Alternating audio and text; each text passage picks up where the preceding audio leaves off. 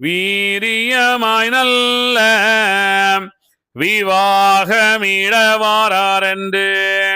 பூரியலில் சொல்லி பேர்கள் சீலருத எப்படியே வாத்தியங்கள் இசைந்து இசைந்து ஓதி அப்படியே நிரூப அரசன் மகள் தனையும் மாலை மணமிட்டு வாழ வந்தாரம்மானை வாழையதுவான மாகாளி வாழுகின்ற மண்டபத்துள் வந்து மகிழ்ந்திருந்தாரம்மானை தண்டமிழும் கண்ணி சான்றோர்களானோர்க்கு கோட்டையோமிட்டு குமாரரையும் வெண்ணதையும் தாட்டிமையாய் சான்றோர்க்கு தரந்தரமே மாளிகையும் வைத்து கொடுத்தாள் வாழ்ந்தார்கள் சான்றோர்கள் மெய்த்து புவி கொண்டாட மெல்லியர்கள் தங்களுக்கு வயிற்றில் கர்ப்பமாகி மாதலை பெற்றாரம்மானை நெய்தினிய கண்ணி நேரிலை மாறல்லோரும் எப்படியே கண்ணி எல்லோரும் நன்றாக அப்படியே மதலை பெற்று மகிழ்ந்தாரம்மானை பாலருக்கு பாலர் பரிவாய் மீக வளர சீலமுள்ள வித்தை சீரைக்க வர வருத்தி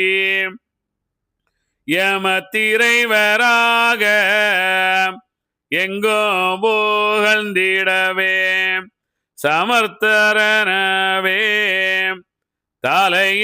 தலையெடுத்தாரம்மானை முத்து வியாபாரம் முதல் வியாபார முதல் பத்தரை மாத்து பைம்பொன் வியாபார முதல் மாணிக்க வியாபாரம் வைர பொன் வியாபாரம் ஆணி பொன் வியாபாரம் அழகு கச்சை வியாபாரம் கப்பல் வியாபாரம் கரிமிளகு வியாபாரம் ஒப்பமுள்ள வியாபாரம் ஒக்கமிக செய்தனராம் தாளமது ஏறி தைரிய பால் வாங்கி மேலுள்ள சான்றோர்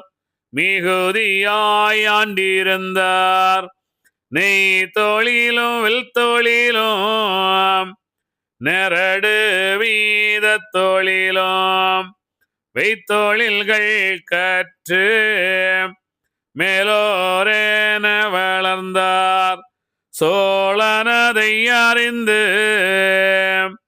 செய்வ சான்றோர்களுக்கு வேளாம்பல கொடுத்து மிகு கப்பமும் கொடுத்து நல்ல மன்னரென்று நாடி மகிழ்ந்திருந்தார் செல்ல மன்னரான தெய்வ சான்றோர்களுக்கு ஆடிக்கல் எழுதி 1000 பொன் கொடுத்து முடிக்கு முடி சோழன் முத்து மூடியும் கொடுத்து வீர விருதுகளும் வேளாம்பரி கொடுத்து பாரமுள்ள சீமைதனில் பங்கு மீக கொடுத்து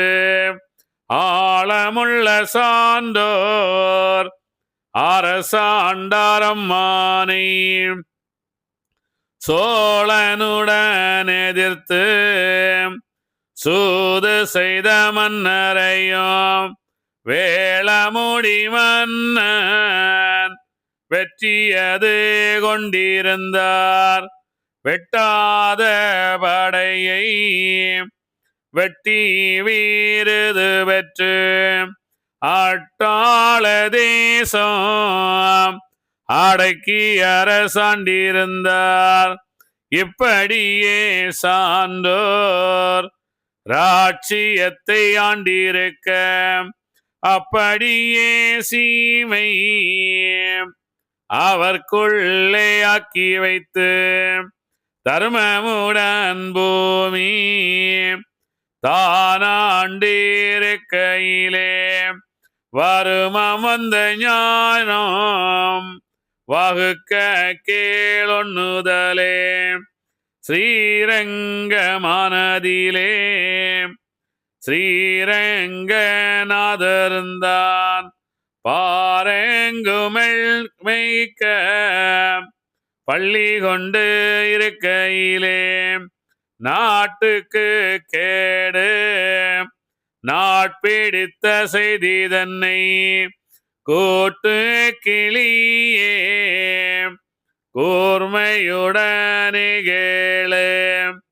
முன்னே குரோணி மூடுத்த துண்டமாரதிலே அன்னேகள் அஞ்சுதுண்டாம் அவனீதனில் பிறந்து ஆதிதனை நினைத்து ஆளாமல் உயிர்கள் நீதி கெட்ட மோச நீசனை போல்தானாகி முப்பிரவியோராடு முதல்வோனை போற்றாமல் அப்பிரவியாறு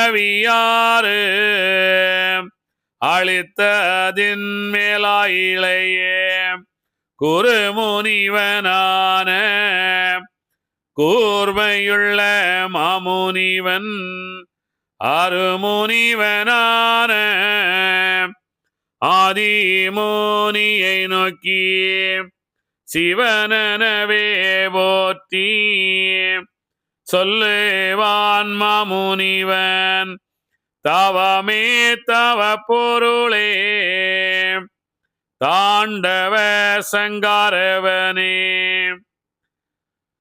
முன்னே பிறந்த குரோணிதனை மூவிரண்டாக உடல் வீழந்து தன்னை உயிரையஞ்சு செய்து சாமீதனை அவன் இணையாதனினால்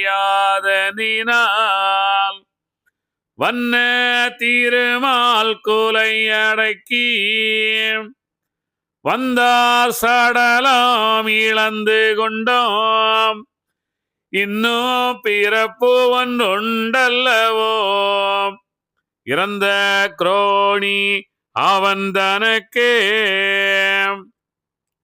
இங்கே சான்றோர்கள் வளர்ந்து கொண்டிருக்கின்றார்கள். தக்கனை அழித்து விட்டார்கள். தக்கன் என்ற ஆணவத்தை அழித்து விட்டார்கள். அப்படி அவர்கள் எல்லாம் அழித்து அந்த நீதியாக வாழ்ந்து கொண்டிருக்கும் போது அவர்களுக்கு திருமணம் செய்து வைக்க வேண்டும் என்று அந்த காளி விரும்புகின்றாள். அவள் அங்கே அந்த நாரதரை அழைத்து சொல்லுகின்றார். நாரதா, என்னுடைய குழந்தைகளுக்கு ஒரு பெண் பார்த்து வா என்று சொன்னோன்னா அங்கே நிருபதிராசனுடைய அந்த மகளை கேட்டு வருகின்றார். கேட்டு வந்து அவர்களுக்கு முடிவாகி அங்கே திருமணம் நடந்திருக்கின்றது. திருமணம் நடந்திருக்கின்ற அவர்கள் எல்லா தொழிலும் செய்கின்றார்கள். மாவேரும் மரவேரும் எல்லா தொழிலும் அப்படின்னு சொல்றாங்க. எல்லா தொழிலும் செய்கின்றார்கள். சிறந்து வாழுகின்றார்கள். அந்த அந்த அந்த நாட்டில் அவர்கள் வாழ்ந்து கொண்டிருந்த அந்த நாட்டிலே வாழ்கின்ற அந்த மன்னனாகிய சோழ மன்னன் அவர்களை வருத்தி அவர்களுக்கு கப்பம் அவர்களுக்கெல்லாம் அந்த மரியாதை செய்கின்றான். நீங்கள் நல்லவர்களாக வாழுகின்றீர்கள், சிறந்தவர்களாக வாழுகின்றீர்கள் அப்படின்னு அவர்களுக்கு ஒரு எல்லா மரியாதையும் செய்கின்றான் அப்படின்றதெல்லாம் சொல்லிட்டு வந்துட்டு இங்கே அடுத்தது அவங்க வாழ்ந்து கொண்டிருக்கும் போது இங்கே குரோணி பிறக்கின்றான், அதாவது கலியன் பிறக்கின்றான் அப்படின்னு சொல்றாங்க. ஒரு மனிதனுக்கு எப்பொழுது கலியன் பிறக்கின்றான் இந்த உலகத்துல சொல்லுங்க? ஒரு மனிதன் வாழ்ந்து கொண்டிருக்க பார்த்தீங்கன்னா, சின்ன குழந்தையா இருக்கும்போது, இளைஞனாக இருக்கும்போது இந்த ஒரு நாட்டுக்கு நல்லது செய்யணும். ஐயோ! நம்ம எல்லாமே நல்லதா செய்யணும். லஞ்சம் வாங்கக்கூடாது. எந்த விதமான கெடுதலும் நம்ம செய்யக்கூடாது. இல்லையா? எல்லாமே நாம் நேர்மையாக வாழ வேண்டும். அப்படின்னு எல்லா மனிதனும், எல்லாருமே அதை நினைத்து தான் வருகின்றார்கள். அவர்களுக்கு எப்பொழுது கலி பிடிக்கின்றது? கெட்ட எண்ணம் எப்பொழுது கல்யாணம், திருமணம் செய்து கொள்வார்கள், குழந்தை பெற்றுக் கொள்வார்கள். அதுக்கு அப்புறம் தான் அங்கே வாழ்க்கையில் பிரச்சனைகள் வருகின்றது. இதுதான் கலி. நீங்க உடனே எங்கேயோ ஒருத்தர், யாருக்கோ ஒருத்தர் கலி பிடிக்கணும்னு நினைச்சிடாதீங்க. என்ன செய்கிறார்கள்? நாம் எப்பொழுது திருமணம் செய்கின்றோமோ, குழந்தைகளை பெற்றுக் கொள்கின்றோமோ, நமக்கு பிரச்சனைகள் எழுகின்றது. அந்த என்னென்ன பிரச்சனைகளோ, நமக்கு தேவைகள் அதிகமாகின்றது. பிரச்சனைகள் அங்கே தான் எழுதுகின்றது. நாம் அந்த பிரச்சனைகளில் நாம் தர்மமாக வாழுகின்றோமா? இல்லை நாம் அதர்மமாக வாழுகின்றோமா? இதுதான் நம்மளுடைய வாழ்க்கை. நம்ம கண்டிப்பா இத தெரிஞ்சுக்கணும். ரொம்ப முக்கியமான விஷயம். ஏன்னா நம்ம எல்லாருமே நீங்க பார்த்தீங்கன்னா, நீங்களே சிந்தனை பண்ணி பாருங்க. நீங்க சின்ன வயசா இருக்கும்போது நீங்க என்ன நினைச்சீங்க? நம்ம நல்லா இருக்கணும். எந்த விதமான கெடுதலும் நம்ம செய்யக்கூடாது யாருக்கும். நல்லவனாக நாம் வாழணும். எல்லாருக்கும் உதவி பண்ணணும். எல்லாம் பண்ணணும்னு தான் நம்ம இந்த உலகத்துல நம்ம நினைச்சிட்டு வரோம். அப்புறம் அதுக்கப்புறம் என்னன்னா, அதேவனே என்ன செய்கின்றான்? அங்கே லஞ்சம் வாங்குவனாக மாறுகின்றான். அங்கே அதிகமாக ச தான் தான் தான் உற்பத்தி செய்கின்ற பொருளை அதிகமாக அதிகமான லாபத்துக்கு விற்க வேண்டும் என்று நினைக்கின்றான். அந்த பொருளில் கலப்படம் செய்ய வேண்டும் என்று நினைக்கின்றான். எல்லா அதர்ம சிந்தனையும் எங்கே எழுகின்றது? அங்கே அந்த வாழ்க்கை, வீடு கட்டணும், அதை கட்டணும், இதை கட்டணும், அதை பண்ணணும், இதை பண்ணணும்னு சொல்லும்போது அங்கே அந்த வாழ்க்கை மாறுகின்றது. இங்கே இந்த சான்றோனுக்கும் இங்கே வாழ்க்கை மாற இருக்கின்றது. அதுதான் கலி பிறக்கின்றது என்று சொல்லுகின்றார். தன்னை உணர்ந்தவர்கள், அந்த பராசக்தியை தியானம் செய்வர்கள், தவம் செய்ய. அதனால தான் பகவான் சொல்லுகின்றார், புத்தர் கூட இங்கே பிறக்க வேண்டும். புத்தர் மகாவீரர் இருந்த அனைவருமே இந்த உலகத்தில் பிறந்தாக வேண்டும். அதனால் எல்லோருக்குமே இந்த உலகத்தில் பிறந்து தான் ஒரு தாய் தந்தையிடமிருந்து அந்த கடனை தீர்ப்பதற்காக ஒரு குழந்தையை பெற்றெடுத்து, அந்த குழந்தையை நம்முடைய தாய் தந்தை நம்மை எவ்வளவு இதாக வளர்த்திருப்பாங்களோ அதேபோல் நாம் அந்த குழந்தையை வளர்க்க வேண்டும். அதில் நாம் தர்மமாக வாழுகின்றோமா, அதர்மமாக வாழுகின்றோமா, நாம் தியானம் செய்கின்றோமா, தவம் செய்கின்றோமா? இதுதான் நான் இன்னைக்கு நிறைய பேர்கிட்ட தியானம் செய்யுங்கன்னா, யாருமே இந்த காலத்துல தியானமா, இவ்வளோ செல்போன் காலத்துல, இந்த காலத்துல தியானம் சாத்தியமா அப்படின்னு சொல்லுவாங்க. பல பேர் சிரிப்பு தான் வரும். எல்லா காலத்துக்காக இருந்தாலும் எவ்வளவோ பிரச்சனைகள் இருக்குதான் செய்ய மனுஷனுக்கு. எவ்வளவோ இதுகள் இருக்குது. அப்போ எல்லாமே என்ன செய்யணும்? எல்லா நேரங்களிலும் அவன் தியானம் செய்பவனாக இருக்க வேண்டும், தவம் செய்பவனாக இருக்க வேண்டும். இப்பொழுது அவனுக்கு அந்த காலம் ஆரம்பிக்கின்றது. அவன் இனி எப்படி அந்த வாழ்க்கையை கொண்டு செல்லுகின்றான் அப்படின்றதான் அங்கே வாழ்க்கையில இனிமேல் அங்கே வருகின்றது. இது யாருக்கு நடக்கணும்? ஒரு மனிதனுக்கு நடக்கின்றது. அகில திரட்டமான என்பதே அகத்தன் திரட்டு அப்படின்னு நம்ம இதுக்கு முன்னாடி பலட்டை நம்ம சொல்லிட்டு வந்திருக்கிறோம். இங்கே இந்த கலி யாருக்கு பிடிக்கின்றது? ஒரு மனிதனுக்கு பிடிக்கின்றது. எந்த மனிதனுக்கு பிடிக்கின்றது? ஆறறிவாக அந்த மனிதன் தன்னை 6 பிரிவுகளாக பிரித்து அகம் பிரம்மாஸ்மி என்று வாழ்ந்து கொண்டிருக்கின்ற அந்த மனிதனுக்கு கலி பிடிக்கின்றது. நீ பார்த்தீங்கன்னா, அகம் பிரம்மாஸ்மி, எல்லா உயிரும் இறைவனும், நானும் இறைவன் அப்படின்னு நம்ம வாழ்ந்து கொண்டிருக்கும் போது, நம்ம திருமணம் செய்து குழந்தைகளுடன் வாழ்ந்து கொண்டு போகும்போது நமக்கு கலி பிடிக்கின்றது. அதுதான் நம்மளுடைய அந்த கலியில் நாம் எப்படி வாழுகின்றோம், அதான் நம்மளுடைய வாழ்க்கை. இதான் ரொம்ப முக்கியமான விஷயம். இதான் இங்கே பகவான் சொல்லிட்டுறார். இப்போது முன்னே பிறந்த குரோணியவனை, அதை யார்கிட்ட சொல்லுகின்றார் போலுங்க? குறுமுனிவனான கூர்மையுள்ள மாமுனிவன், அருமுனிவனான ஆதிமுனியை நோக்கி. அருமுனிவன் யாருக்குமே அங்கே உருவம் எல்லாம் கிடையாது. இங்கே அருவமாக அங்கே நமக்கு உள்ளால் நடந்து கொண்டிருக்கின்றது. அருமுனிவனான ஆதிமுனியை நோக்கி சிவனனவே போற்றி செல்வார் மாமுனிவன். அது தவமே தவப்பொருள தாண்டவ சங்காரனே, முன்னே பிறந்த குரோணிதனை மூவிரண்டாக உடல் பிளந்து தன்னை உயிரோட 5 செய்து, தன்னை அவன் என்ன செய்யணும்? 5 உயிராக வந்துட்டான். அவன் என்னையெல்லாம் செய்திருக்கிறான்னு நம்ம பார்த்தோம். அடுத்தது இனி 6வது இன்னும் அந்த குரோணிக்கு ஒரு துண்டம் இருக்கின்றதே, அதை நாம் பிறவி செய்ய வேண்டும் அல்லவா அப்படின்னு அவன் கேட்கின்றான். வாசமுள்ள நீசம் மற்றப்பில்லாதவனே, ஈசனே நானும் ஒன்று இயம்புகிறேன் கேளுமையா. குரோணியவனுடலை கூர்மையுடனே விளந்து ஸ்ரோணித மாயன் தொல்பூமியில் விட்டறிய அஞ்சுதரமுயர் அவனிதனிலே பிறந்து பிஞ்சுமதி சூடும் பிஞகனை போற்றாமல் மாயனையும் எண்ணாமல் மாதமாயிருந்ததினால் ஆயனந்த சுரரையும் ஆளித்தார் காணீஸ்வரரே முச்சூரனோடாறு யுகமும் உயிரளித்து அச்சூர குடும்பம் அறுத்தந்த மாயவரும் கொண்டிருந்த பொய்ச்சடல கூட்டை மீக களைந்து ஆண்டிருந்த குண்டம் அவரடைந்தார் அம்மானை முச்சூரந்தொண்டாம் ஒன்றுண்டு ஈஸ்வரரே அச்சூரன் பிறவி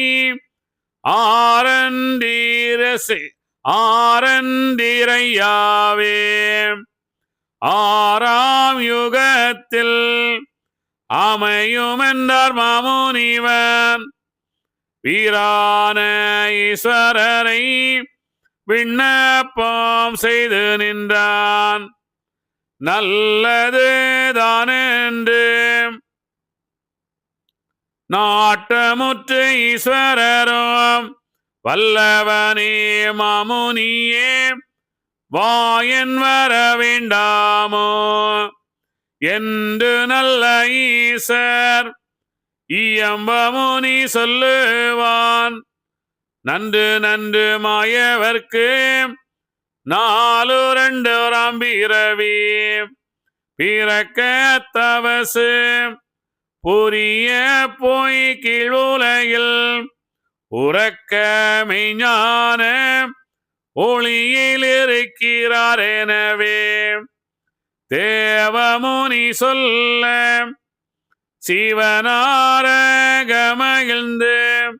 கோவுகத்திலுள்ள குரு வசிஷ்டர் தங்களையும் தெய்வலோகத்திலுள்ள தேவரையும் தான் வருத்தி வைகுண்ட லோகத்திலுள்ள வாய்த்த தர்மீதங்களையும் கீணநாதர் கிம்புருடர் கிங்கிலியரையும் வருத்தி இணையாக மேலோக எல்லோரையும் வருத்தி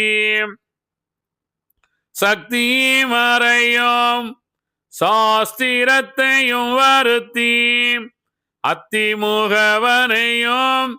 ஆனவ கும்பனையும் சக்தி மறையை வருத்தி தான் கேட்பார் ஈஸ்வரரும் இங்குண்டோமாலும் எங்கிருப்பதுண்டனவே எல்லோரும் கூடி இதமீத்து சொல்லும் என்றார் அல்லோரும் கேட்க அரண் சொன்னாரம்மானை வேளமொத்த தேவரெல்லாம் மேலவண்ணர் இங்கே இல்லை கீழுலகில் மாண்டு கிடக்கிறார் என்று சொல்லி 9 பிறவி ஒடுங்கியவர் பிறக்க இன்பமர கீழுலகில் இறந்து கிடக்கிறார் எனவே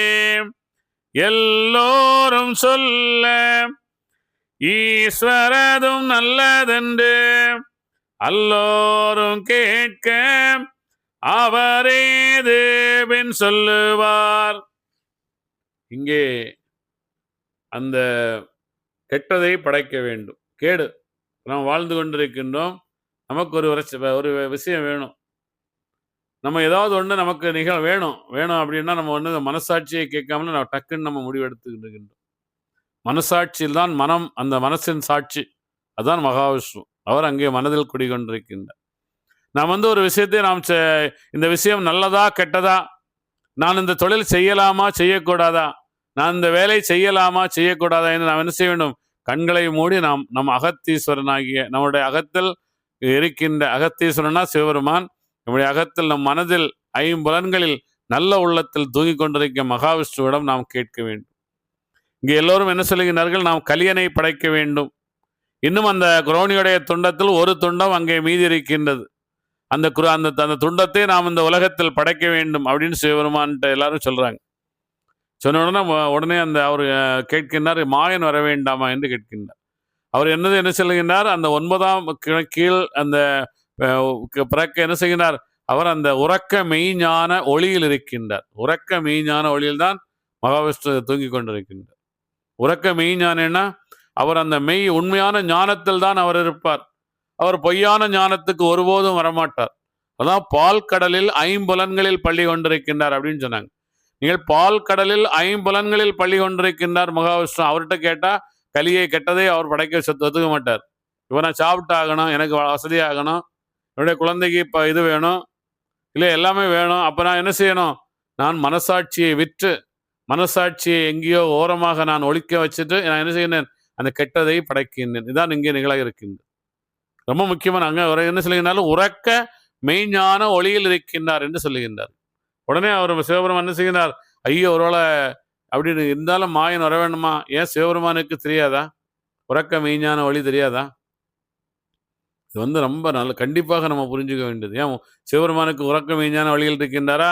அங்கே மகாவிஷ்ணு எங்கே இருக்கின்றார் என்று அவருக்கு தெரியாதா? அவர் பால் கடலில் இருப்பார் என்று அவருக்கு தெரியாதா? இல்லையா? அவர் வந்து இதெல்லாம் நாம் கண்டிப்பாக தெரிஞ்சுக்கொள்ளணும். ஏன்னா நம்ம என்ன செய்யணும்? டக்குன்னு நம்ம இந்த ஒரு முடிவு எடுக்கலைன்னா நமக்கு வாழ்க்கை போயிருமோன்னு சொல்லிட்டு நாம் என்ன பயந்து என்ன செய்யணும்? டக்குன்னு ஒரு முடிவை எடுத்து விடுகின்றோம். இந்த வாழ்க்கையில் இதை நாம் எடுக்க வேண்டும் என்று நாம் எடுத்து விடுகின்றோம். அதான் நம்ம வாழ்க்கையில் அந்த அந்த கலியன் வருகின்ற இடம் தான், அந்த கெட்டது வருகின்ற இடம் அதான், இல்லையா? நான் வந்து நம்ம நிறைய ஒரு முக்கியமான ஒரு பெரியவங்க எல்லாம் கூட எல்லாருமே ஏதாவது ஒரு விஷயத்துல அந்த தவறு செய்து விடுகின்றார்கள். வாழ்க்கையில் நிறைய பேர் நம்ம பார்க்குறோம்.